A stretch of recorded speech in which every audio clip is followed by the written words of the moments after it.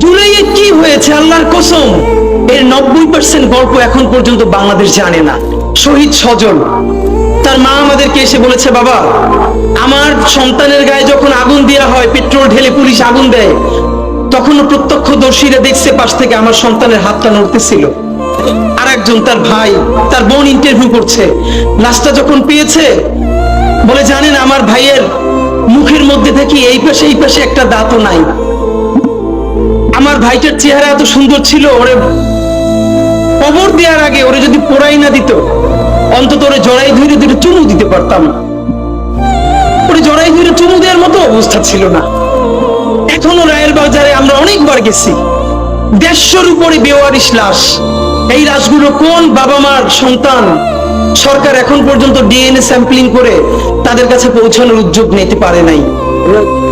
কোন স্ত্রী তার স্বামীর জন্য অপেক্ষা করে আছে, কোন সন্তান বাবার জন্য এখনো পথে বসে আছে, আমরা জানি না সেই বেওয়ারিশ লাশগুলো। অথচ ভাবেন, এই জুলাই আমাদের কেমন একতাবদ্ধ করে দিয়েছে।